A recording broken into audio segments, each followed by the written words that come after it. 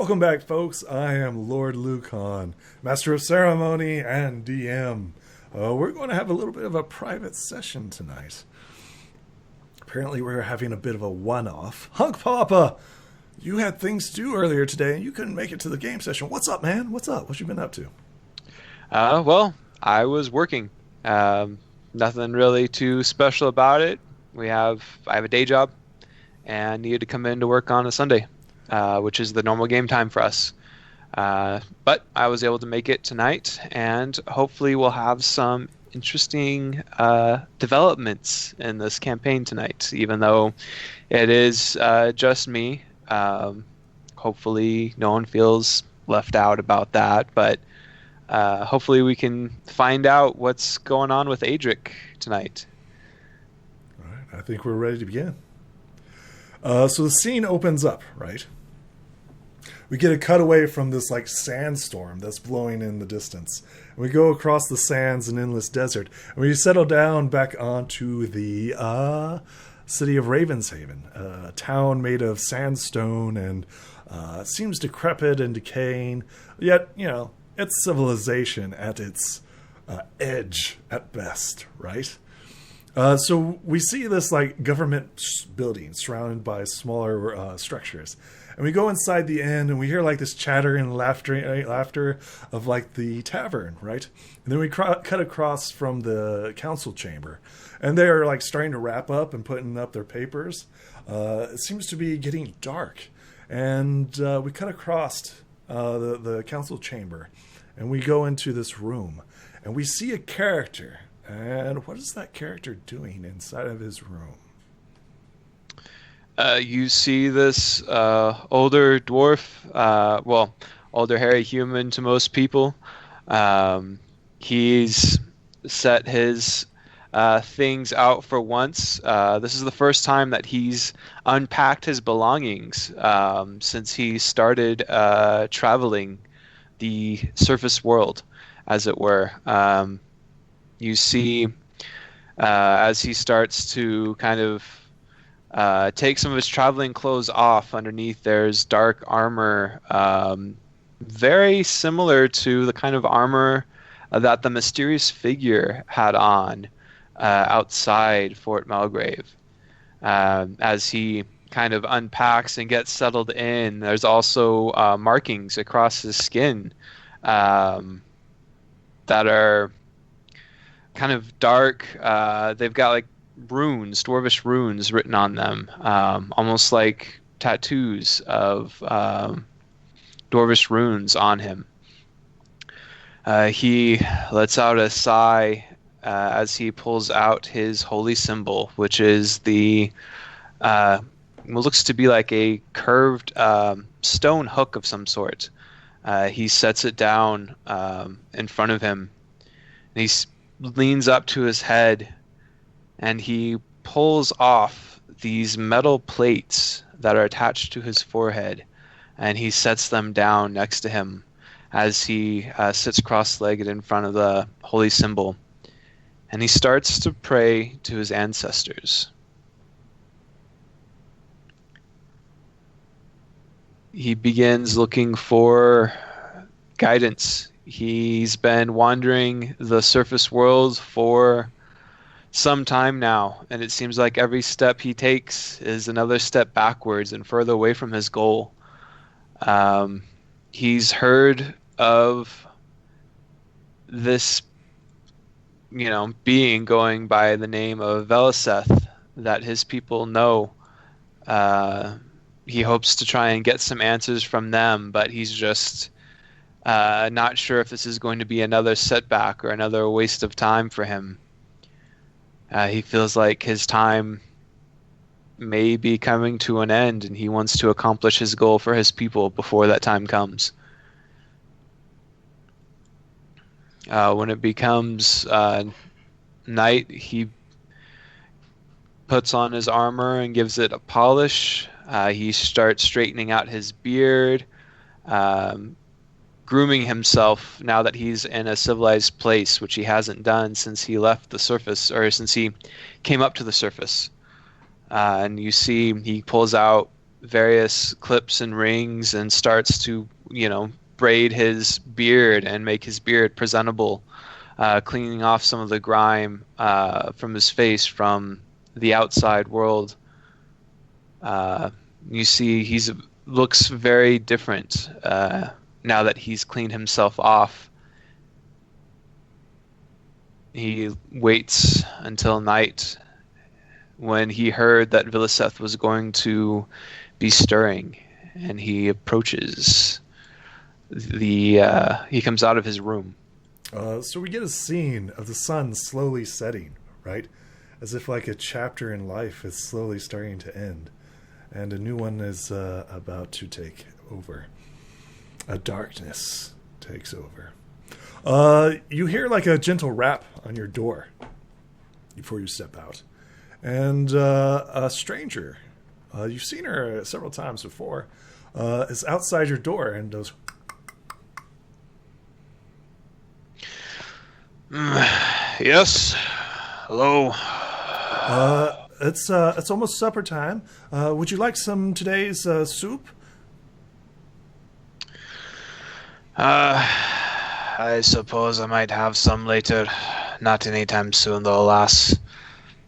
Okay, well, the kitchen's open till midnight. At midnight, it shuts down. So if you want anything, just holler. I'll be downstairs. You can always join us. And then you hear her gently, her footsteps gently walking away.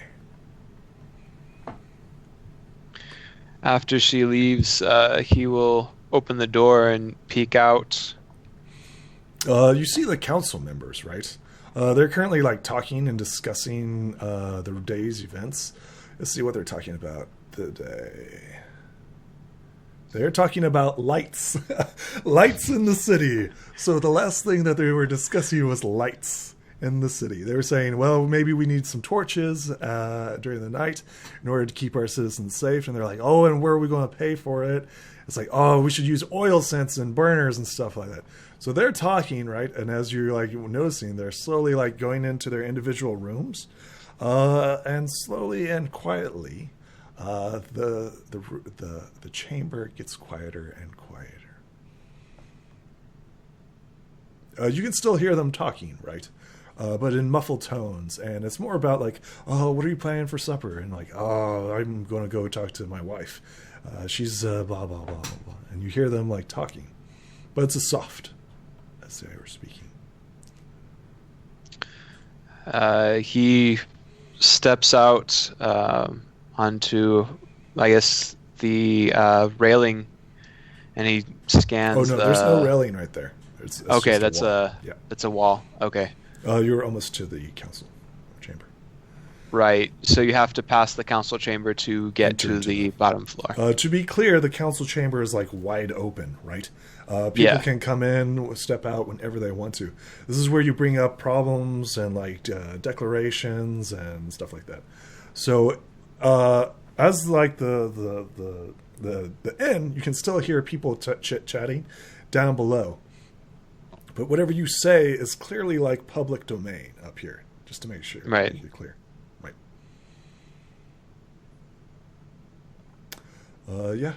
You see a dragon the size of a warhorse. You can roll me a knowledge history.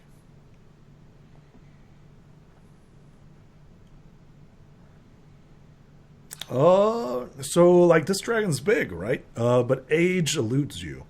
When you compare them, you think that this creature would be the size of, who would this be? You've met, Skitsky? Skatsky? Oh, Skitsverse. A wyvern that you met, long ago. This creature appears to be the exact same size as that wyvern. Does it have similar features that the wyvern has? As you approach, roll me a perception. So I will describe the dragon. It has 2 long prong horns. It has a frill down its back. It has blue eyes, and nope, you don't see anything of note. You see its scales are silver. It looks at you and nods, and he says, "What can I do for you?" I am Valseth, the fifth member of the city's council. Why do you approach? He seems bored, to be clear. I knew of Valseth once. I don't suppose you could be the same. But I do hope you are. Tell me, do you know what this is? He pulls out Ice Silver's tarnished nail. He shakes his head now. Roll me a perception.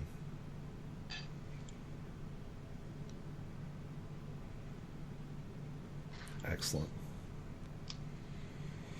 As you're examining this dragon, you put down the nail. You notice that on his right hand, a black nail is grafted onto this creature. It's much larger than his other digits.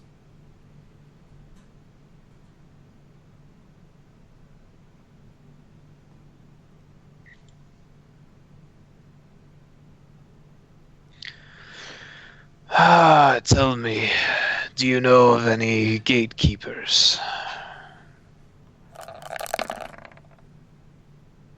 Are you talking about the Commander Archeon?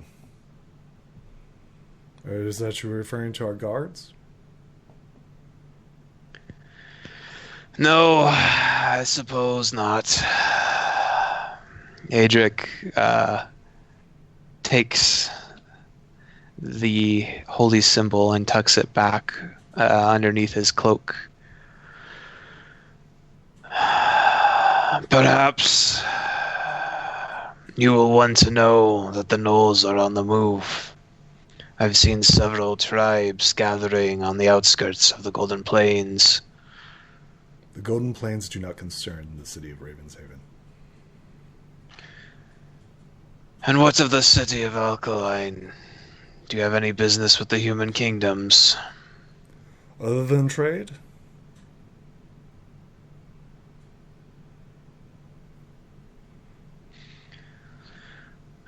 Then I suppose this was a waste of my time. He frowns and he's like, "What is it that you seek, stranger?"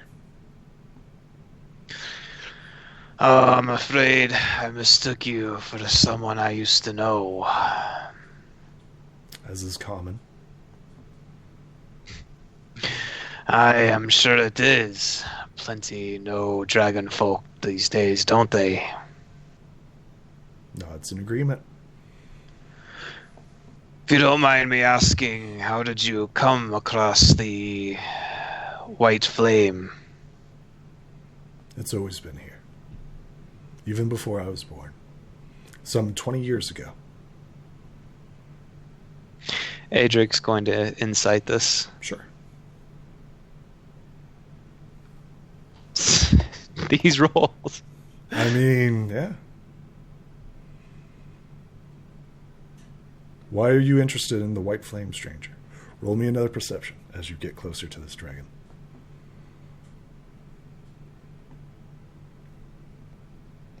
This is the first time that you've seen such a mighty and majestic beast. It is nothing like the ugly patterns of the wyvern. This creature seems to be very sleek and design. It's designed to be a master of the elements of air. And clearly this creature is perfection of evolution of itself. With 6 limbs, strong body and form, this creature could easily shred you to pieces. Its sharp teeth and cold blasts could easily kill you. You are somewhat strucken by this majestic beast before you, if you could call it that. You've never seen so much silver in your life. Yeah. And you've seen a lot of silver.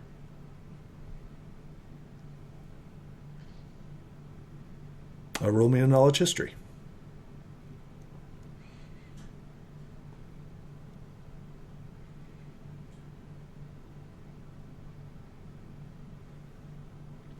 Yeah. You are somewhat dumbstruck as you see like this majestic creature. It's quite elegant and clearly out of place, although you can't historically put your thumb on it. So tell me, why would a dragon care about the ins and outs of this small town? I stay for my friends. I suppose so. Dragons must not have many friends these days. He frowns at this. You make many assumptions, stranger. Adrik nods. Well, I suppose I'll leave you to it then. Apologies for interrupting your contemplations. As you pass by, one last perception.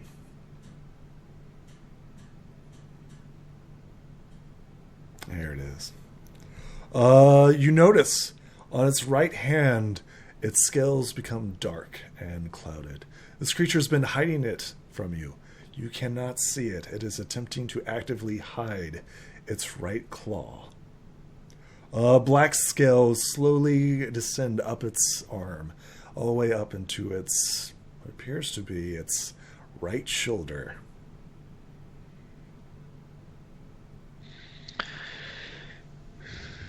That's very strange.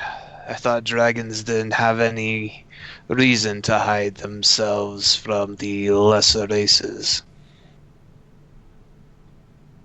The dragon just blinks at you. Do you think I am hiding from you? Perhaps not from me, Villiseth, but I imagine you might not want to be confused with one known as the Dark Lord.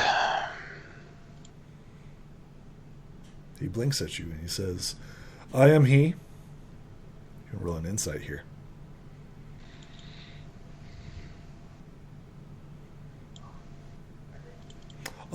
It's a half-truth.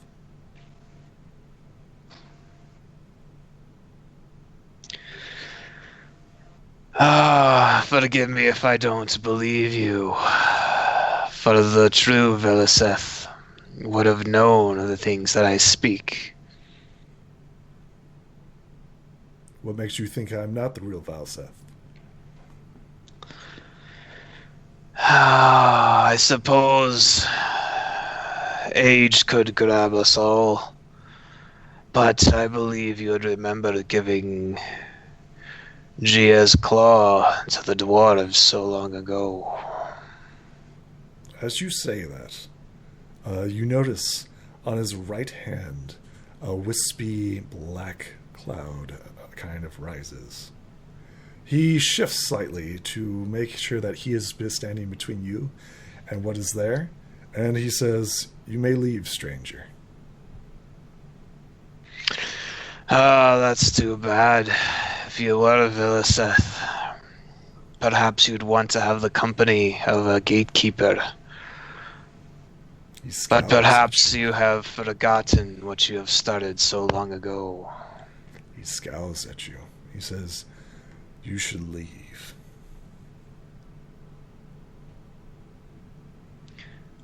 I would like to insight that. Yep. Go ahead. You should leave. That's what it says. That's exactly what he says. All right, Villiseth, but not Villiseth. Where do you go? He goes and gets some soup. As you turn, you notice that the dragon is watching you as you leave the chamber. Okay. Okay. Excellent. You come down, and the barkeeper comes up to you and says, "I'm so glad you could join us. Are you ready for your meal?" Aye, lass. Excellent. I suppose I should think about where to go next, and a good meal might help that. She nods in agreement. What can I get for you? A hungry belly should never travel without Something in your belly? Alas, perhaps I'll have some of that soup after all. So you order your dish, right? And as she's coming back with the soup bowl, you notice the dragon walking out the door.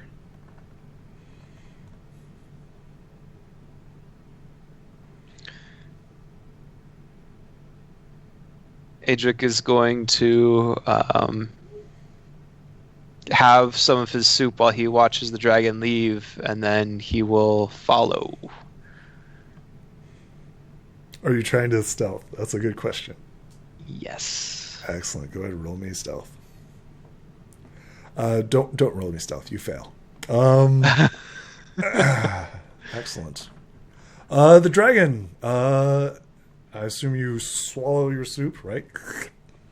Right. And she's like, "Wait, you have to pay." He drops, was it 2 silver on the table? Not saying anything about the 2 silver. She quickly grabs them up and says, "Oh, you're good to go." That's what Adrik thought. Yep. He nods as he starts to get up. He makes his way to the door. He's going to take a quick glance out the door. Yeah. You notice like the dragon isn't flying, but is walking. The streets are empty and deserted as this dragon is walking through. He takes no action to flee or try to run. He's moving at what you would consider half pace, knowing easily it could outpace you.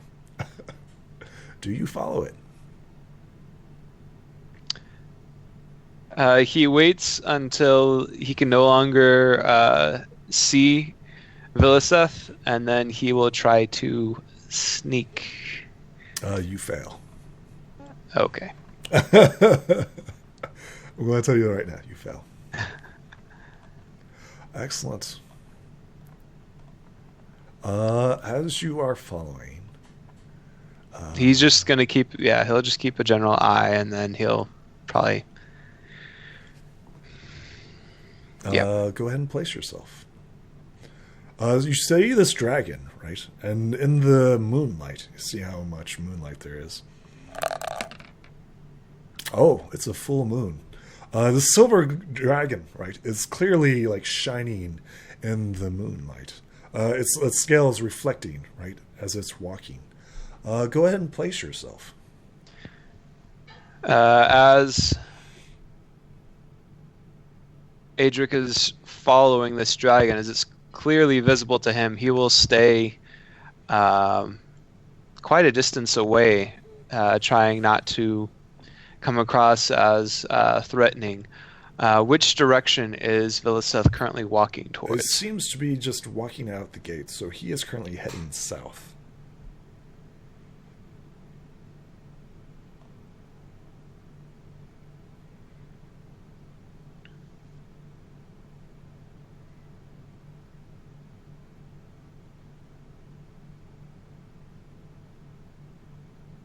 Okay. So Adrik would be following behind just to keep the dragon in eye shot, trying to use his superior dark vision to his advantage, to give as much leeway between him and this dragon as he can in case this dragon decides to notice Adrik. So there's like this large dune that he finally crosses and banks over. He goes down and descends into what seems to be like a small divot or a gap between the two dunes. It's almost as if this dragon is attempting to hide what he is about to do.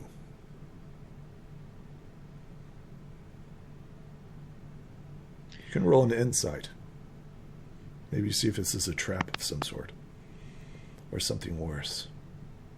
Yeah, this isn't a trap. He's clearly wanting you to follow him. Okay. If the dragon had taken off and started flying, he would have gotten to this place quite easily. However, he had half his speed, and you could easily keep up with him. Okay, so Adrik could notice that he was moving at a dwarf's speed, so to say. You think he's doing this for two reasons. One, to see if anyone is following you, and two, to see if you would even come. Okay, he follows Viliseth, still trying to keep his distance, but if he gets the idea that it's not a trap, then he will approach. So in this divot of two dunes, right? In this divot of two dunes, he lays down and waits for you.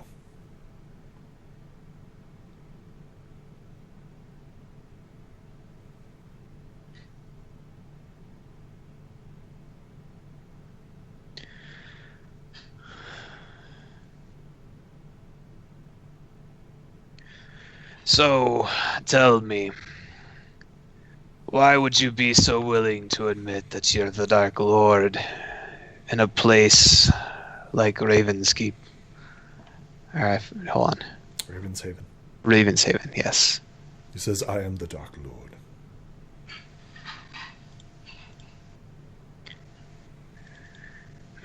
Then tell me, do you remember me? I do not.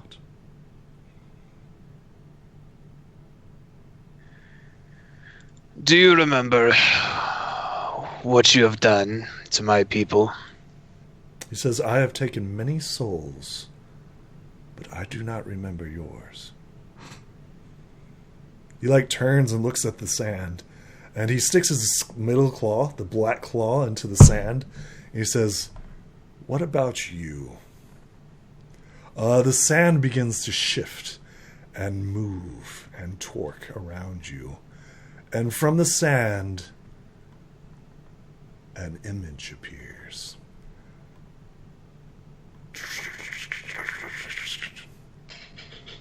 The skull of a dragon.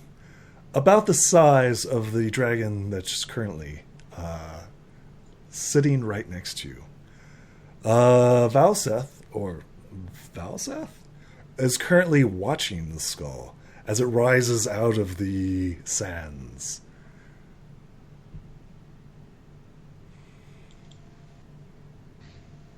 The skull appears to be decrepit and dead.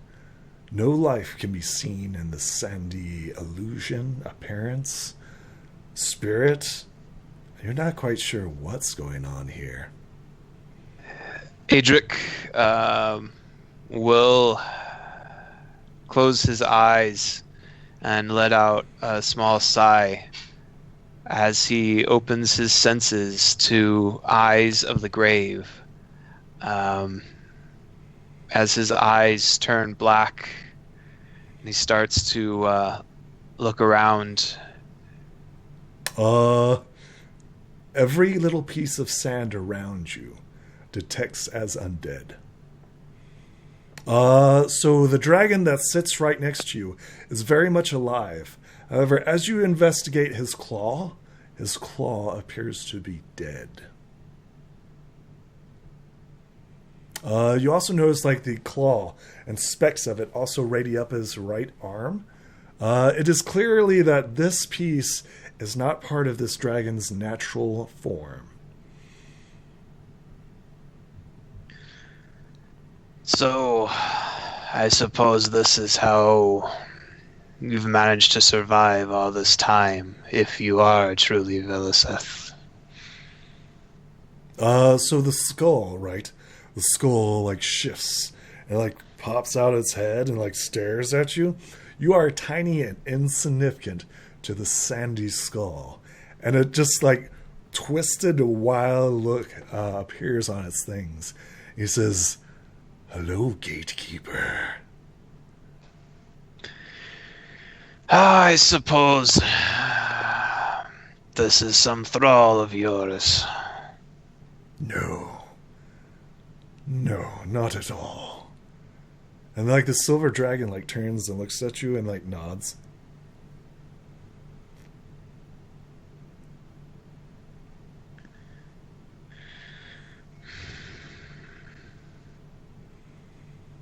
It was I who gave you that claw.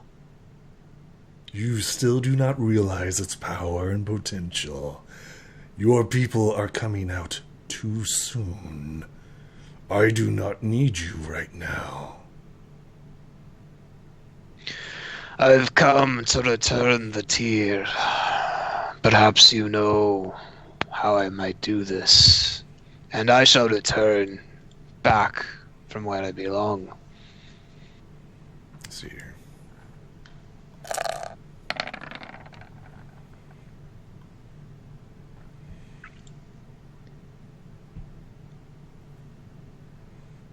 Yes. Where is the tear now? I was told the Inquisition have it, though a means of obtaining it is eluding me. How did you come by this information?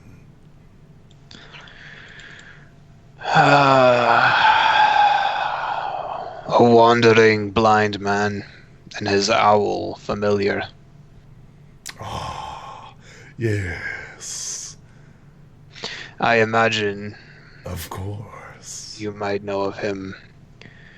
I hear he may serve the Black Flame as well. Ha ha ha ha. No, not at all. Of course. Humans always judge what they do not understand. And what of you, little dwarf? You are stepping out of your line. You are not needed yet. I have plans for you.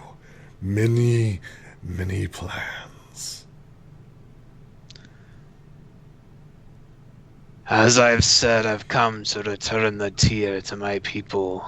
It is about time they have it once more. The young ones do not understand its significance and believe it just a legend. But you and I know different. So the skull like twists and like shifts around you, right? As it's like clearly a huge, and it just like looks at you, and he says, "Why did your people fail and gave the stone to the Holy Master?" Adrik shakes his head. All that I've been able to find is the gold mantles kept poor care of it, and I've come to reclaim it once more. It is my understanding the gold mantles are no more. What happened to them? From what I've uncovered, death has taken them. I've come searching to see if there are any more, but the elves believe them dead. I've not yet gone to see the last resting place of the gold mantles, for the tear was not there. How disappointing.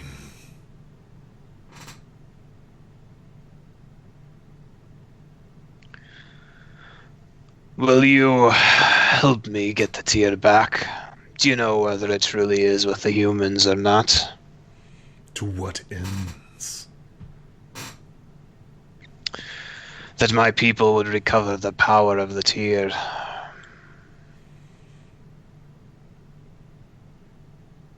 Roll me a persuasion. As you're attempting to get this great being to interfere. Come on, -1. It's not not- bad. Terrible, but it's not convince an undead Trico Lich. I. So the giant sand, right, like shifts and twerks, and it says, "Your people have failed once already. What makes you think it won't fail again?"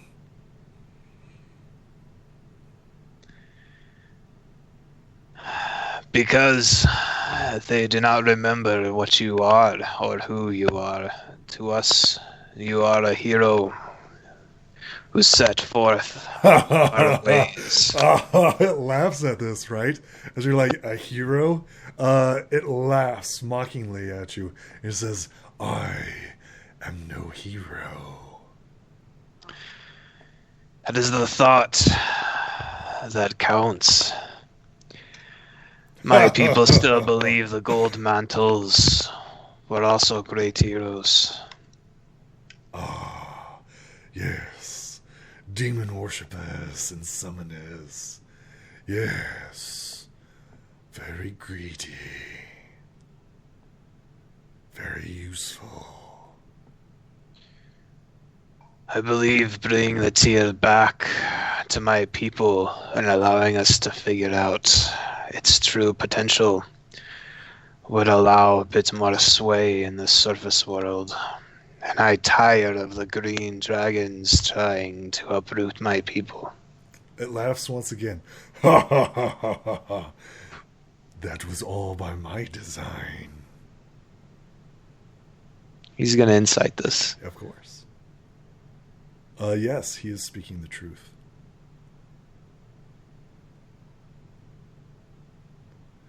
He crawls down slowly, right? Almost eye to eye with you, right? And he says, "Who do you think made the plague?"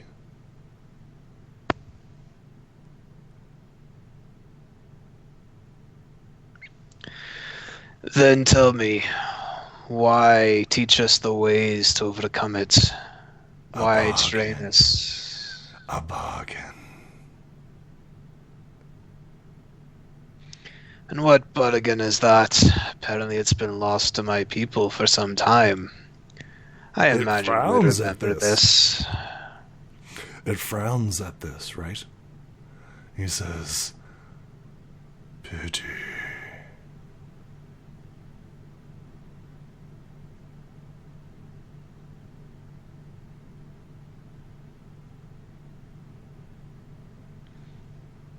I imagine some of my ancestors promised you servitude for your salvation from your plague, did they not? No. No. They wanted something much more. They wanted life eternal.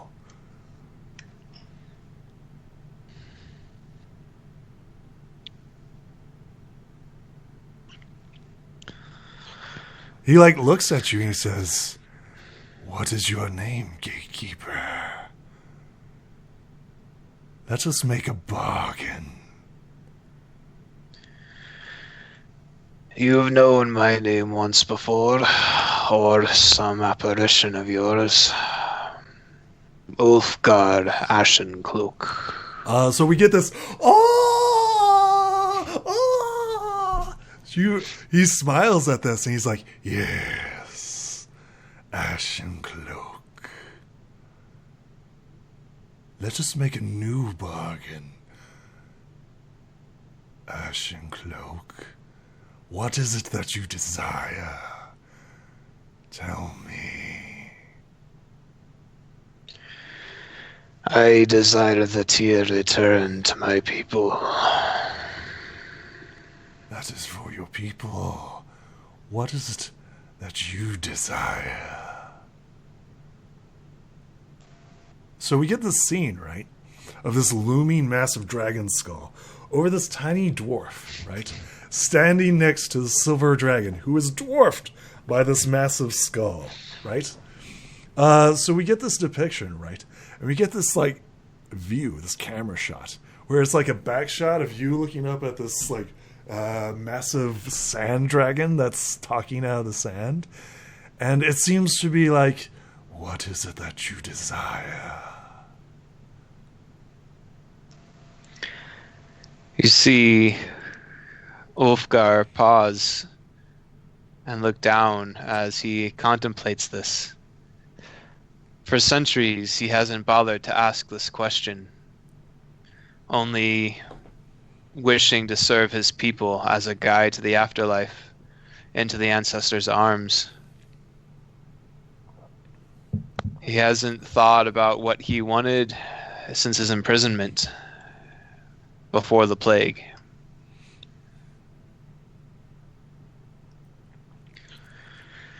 I do not know what I wish. I have not thought of this question for centuries.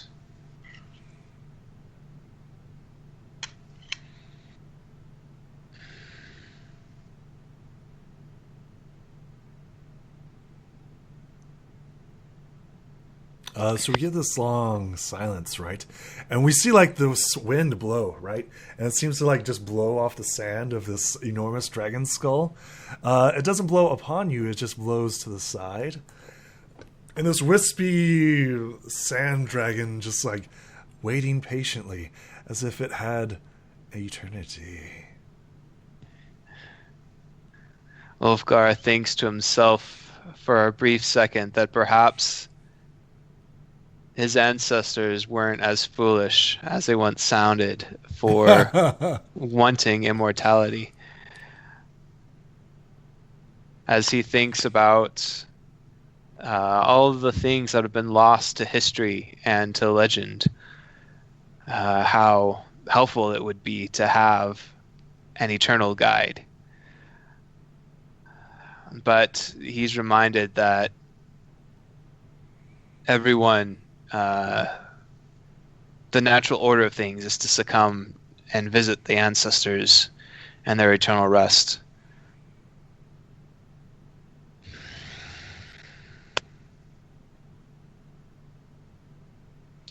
I seek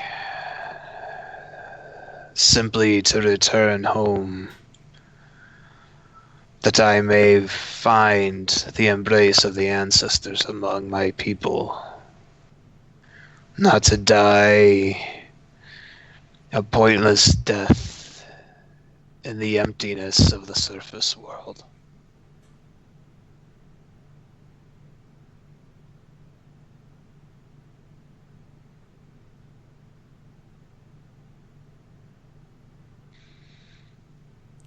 So the dragon, right, like shifts. And looking at such a simple request, he says, Valseth smiles and grins at this. And he says, and what would you be willing to give?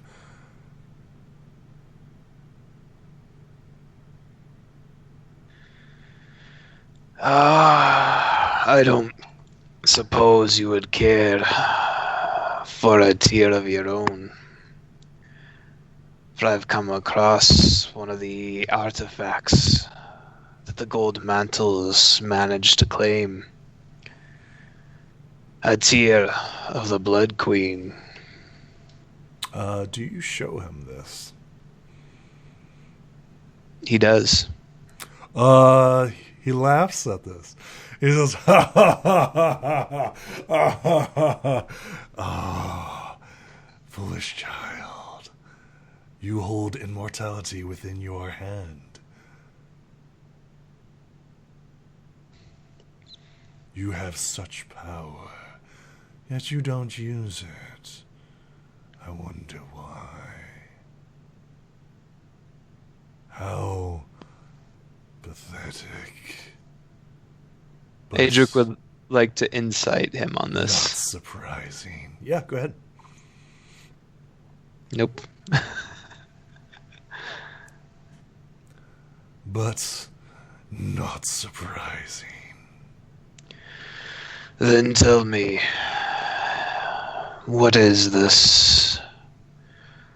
The true secrets elude me. Just to see you squirm, it tells you. Awesome. Awesome. I will reveal all of its secrets now, as it tells you everything about it.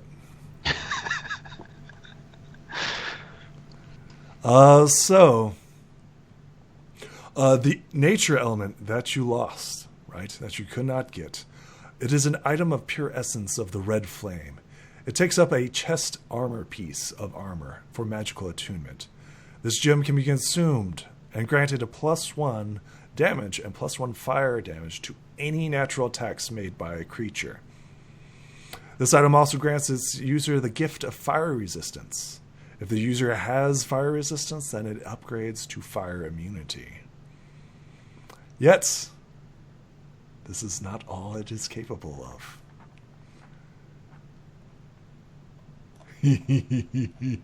Yes.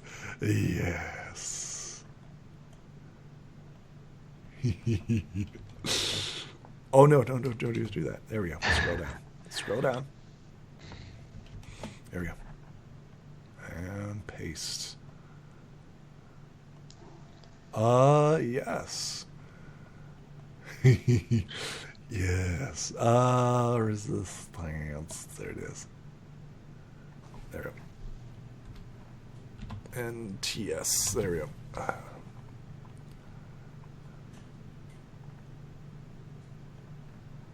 And save.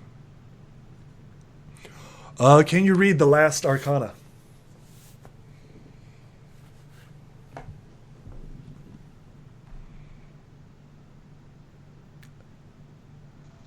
I can. Would you like me to read it out loud? Yes, please do. As he tells you about this. These stones are known as soul stones. Mortals' white flames are fused within the magical gem to cause it to turn red hot. This is the horrible cost of these magical stones. This item can be infused with the souls of others. Once 1,000 souls have been added to the gem, it unlocks its true power. Form of the Phoenix.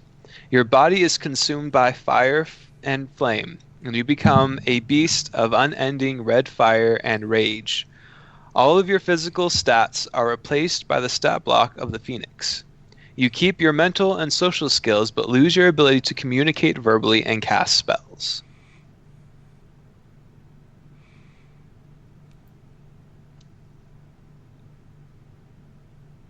Yeah, it's quite a powerful form. It is a CR6 monster of great power. Yes. This black, the Sandy, right, just kind of continues to like fall off, and it smiles at you, just pleased, absolutely tickled that you showed it to him, and it's just like, I have given you the key. You need but open the door. As it says this, right?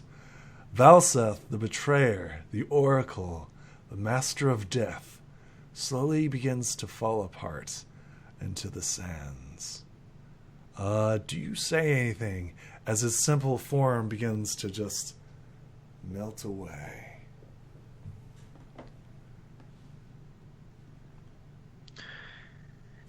Tell me, what was that bargain that we owe you? That it may not be forgotten once more. Death.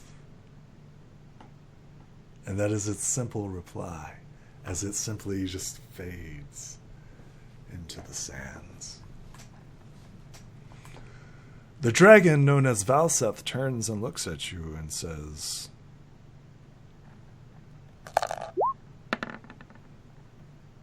that is a bloodstone. That is a tear of the Blood Queen. I don't see why he chose you as his vessel.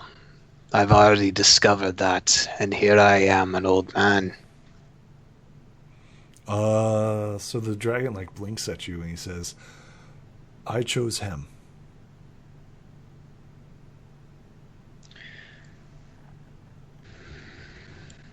I'm going to incite that. Of course. Okay. It might be just like, hey, how did you two meet or something like that. It'd be easier to just be like, hey, wait a second. How did a silver dragon, a young silver dragon, meet a freaking Draco Lich? Yeah.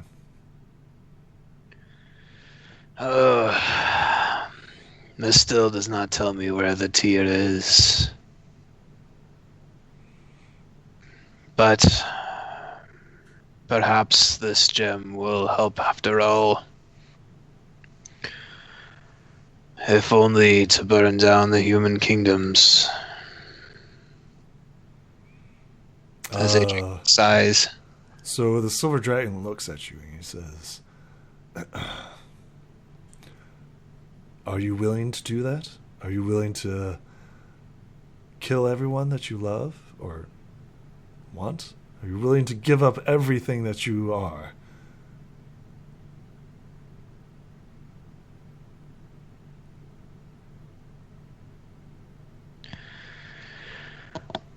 My existence is for my people, to see them return. Let me rephrase that.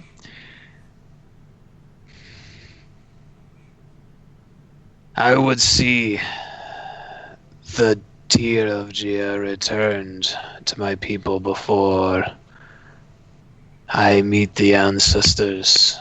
If that means removing the humans, then so be it. For they have what is precious to my people, and I will return it. And what about the city of Ravenshaven? What about the city of Ravenshaven? Do you have the tear of Gia? I do not. Then what about the city of Ravenshaven? You care not. I'm inciting him whether he actually, when he says that. True. Does he really not have the tear? Does he believe that? So, yeah, he definitely doesn't have the tear, right? You know that for a fact. He has something far more powerful. Right. I have no reason to care for Ravenshaven. It is not a place for my people. It is not something that is keeping me from the tear. If you are no threat to my people and my friends, do as you wish. The silver dragon, stands up, clearly not happy about the situation. And begins to return. And what of the city of Ravenshaven? Do they have any reason to see the human kingdom fall? He turns and looks at you and he says, who do you think keeps Valseth in check?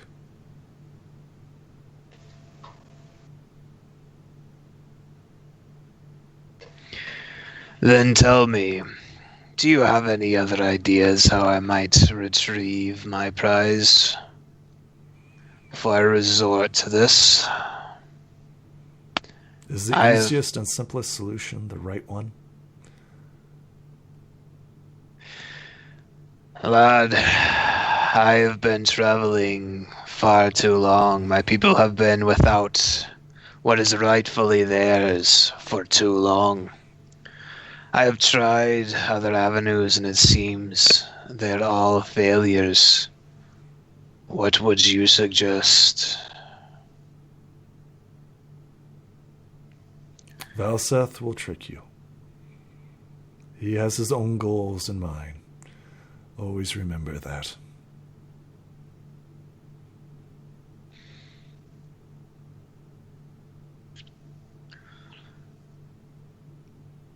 Yet he seems to be the one who will be able to get me what I seek. Has he given it to you? I suppose not. No. He never does. He looks down at his black claw. And he flexes it as if it's painful.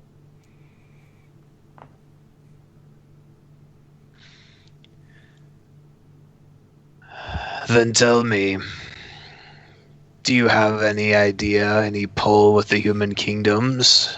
Any influence? Or are you just another gatekeeper? He looks at you and he says, I don't know what that means. You said you chose him, and you say you keep him in check. then you are the one who tries to hold him at bay. Do you have any influence, or are you just his guard dog? I am Valseth. You keep saying that, but all I see lying. is a young dragon. And you're not lying there either. Yeah, you are correct.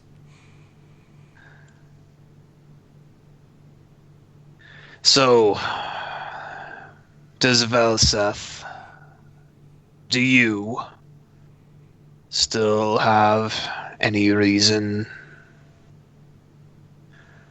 to see the human kingdom fall? To what ends? You would do a major shift within the world. Do you have any other idea? Assuming that you would even succeed.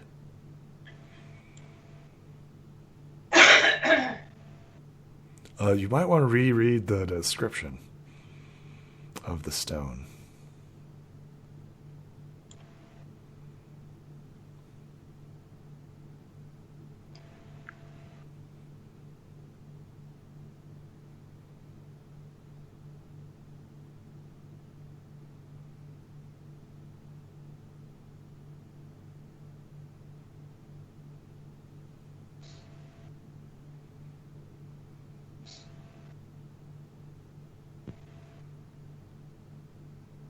It requires something to unlock it.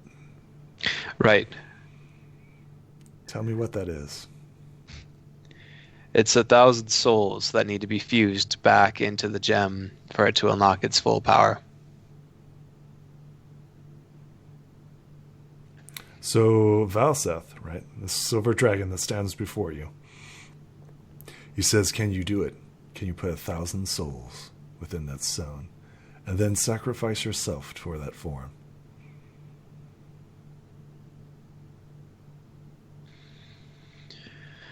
Perhaps I can, lad. Perhaps I can't.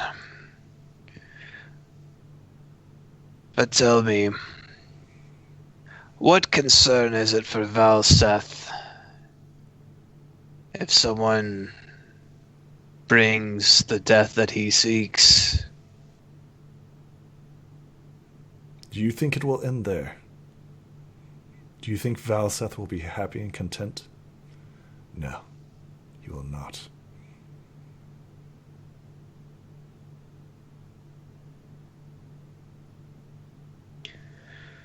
So tell me then, how would you go about getting something from these humans? This Inquisition who has my prize. These humans are children who never grow, who never learn. So this dragon blinks and looks at you and he says, that is none of my concern. Your objective is that of your own and your people. At what price would it be to just fail?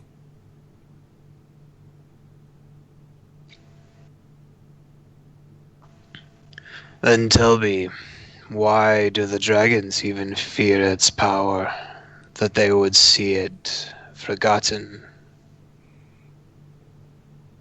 Do you not see its power?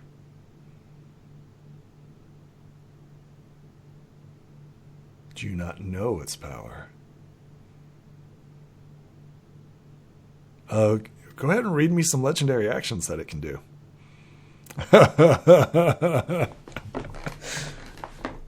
Oh, yeah. Oh, yeah, this baby's got legendary actions. What? Legendary Inferno. All hostiles within sight of the Phoenix take 1d10 fire damage.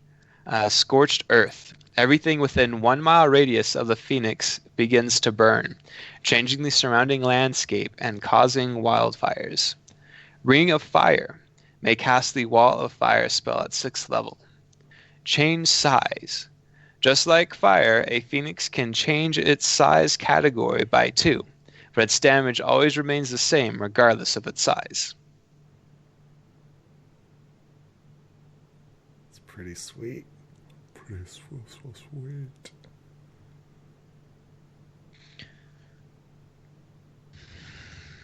Once per day, you can light everything around you on fire.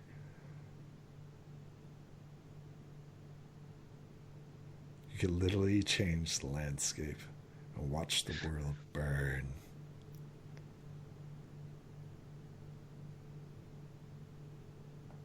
It's almost like it's happened before.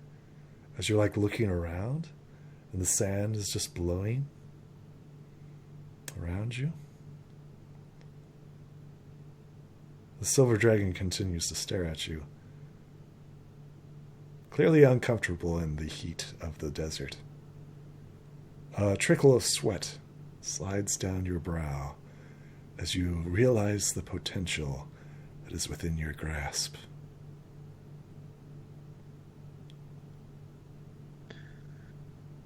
I do understand the potential that is here, but tell me, do you think the tear from Gia herself is not a prize worth fighting for?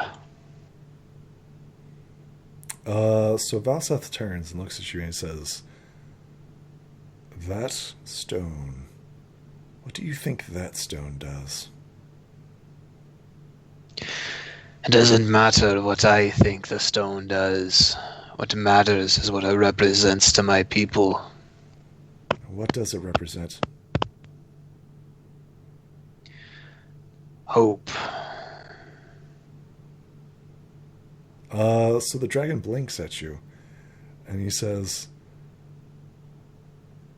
"Maybe." What would you do for hope, young dragon? I would hold it close. Would you do what you need to attain it? Or would you simply give up? No.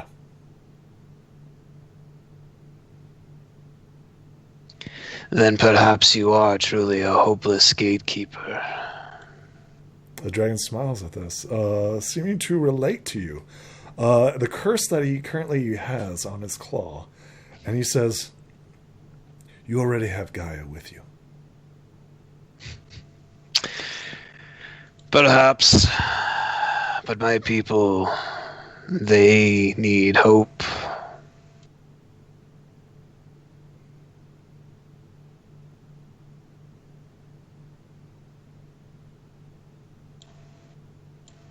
Have you ever considered that maybe you had the answer in your hand all along?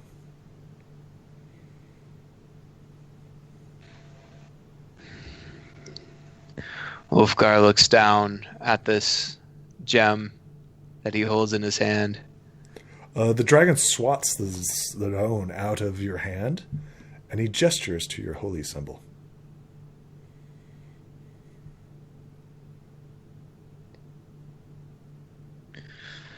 With his black claw. This is but a stone. This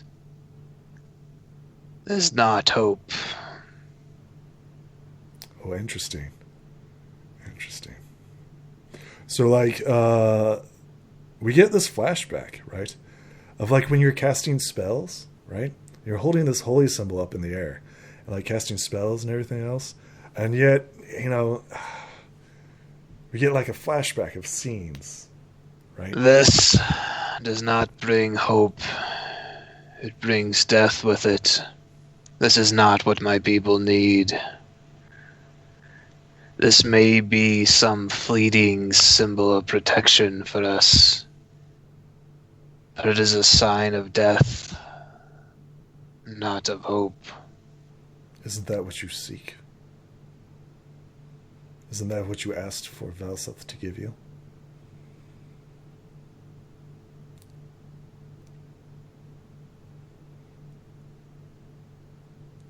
Valseth, the silver dragon, turns and begins to walk away, feeling like he's hit a brick wall with you. The stone, which he knocked out of your hand, is still on the ground. Clearly just sitting there, offering itself to you. The dragon walks at normal pace away from you. Ulfgar will sigh as he picks up the red stone once more. Its warm sensation feels good in your hand.